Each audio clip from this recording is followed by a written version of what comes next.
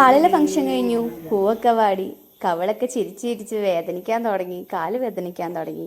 But still our heart is full. We are husband and wife now. So അപ്പോൾ ഇനി വീട്ടിലേക്ക് പോവാണ്. വീട്ടിലേക്ക് നമുക്ക് കുറച്ച് ടൈം ഉള്ളൂ ആക്ച്വലി. പക്ഷേ മഴ ആയത് കാരണം കുറച്ച് ബ്ലോക്കൊക്കെ ആയിട്ടുണ്ടായിരുന്നു. കുറേ നേരം ഞങ്ങൾ വണ്ടിയിലൂടെ ഇരിക്കേണ്ടി വന്നു. സോ ഞാൻ എൻ്റെ താലിമാലയൊക്കെ ഇങ്ങനെ നോക്കുകയാണ്.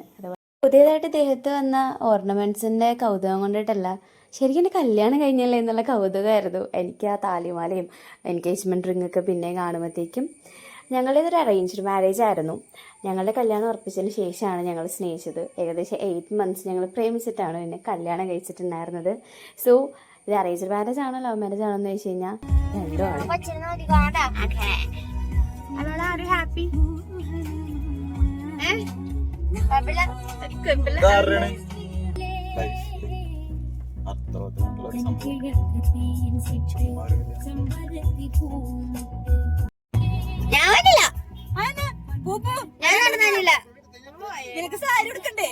കിട്ടിയ സാമഗ്രികളൊക്കെ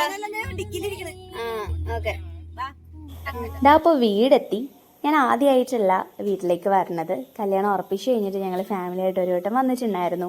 അപ്പോൾ അതുകൊണ്ട് ആ ഒരു പുതുമ എനിക്ക് ഫീൽ ചെയ്തിട്ടുണ്ടായിരുന്നില്ല. അത് ആക്ച്വലി നല്ലതായിട്ടാണ് എനിക്ക് തോന്നുന്നത്. നമ്മൾ ഇനിയുള്ള കാലം ജീവിക്കാൻ പോകുന്ന വീട് നമ്മളല്ലേ ആദ്യം കാണേണ്ടത് ശരിക്കും. സോ അപ്പം അങ്ങനെ ഞങ്ങൾ വീട്ടിലേക്ക് എത്തിയപ്പോൾ നല്ലൊരു വെൽക്കം മ്യൂസിക്കൊക്കെ ഇട്ടിട്ടുണ്ടായിരുന്നു.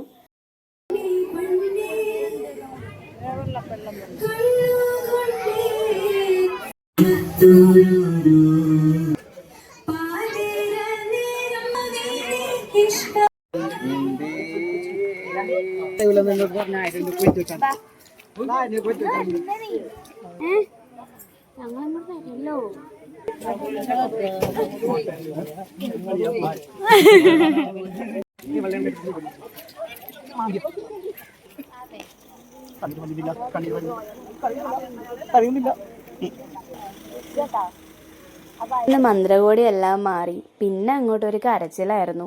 ഞാൻ ഒഴിച്ച് എല്ലാവരും കരഞ്ഞു. എൻ്റെ കെട്ടിയവൻ വരെ കരഞ്ഞു.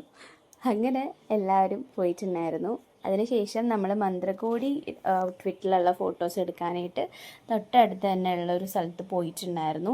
തന്നെ എൻ്റെ നാത്തുമാരാണ് എന്നെ ഡ്രസ്സൊക്കെ ചേഞ്ച് ചെയ്യാൻ ഹെൽപ്പ് ചെയ്തിട്ടുണ്ടായിരുന്നത്. അങ്ങനെ ആദ്യമായിട്ട് വീട്ടിൽ ഒരു മെഷീൻ നമ്മുടെ ഡൈനിങ് ടേബിളിലിരുന്ന് നമ്മൾ ഫുഡൊക്കെ കഴിച്ചിട്ടുണ്ടായിരുന്നു. പിന്നെ അതാ നാത്തുമാരൊക്കെ കൂടിയിട്ട് ഞങ്ങളെ മണിയര ഒരുക്കുകയാണ്. ഇതിൽ സൈഡിൽ നിൽക്കുന്ന ചെറിയ ആളാണ് നമ്മുടെ മെയിൻ സൂപ്പർവൈസർ.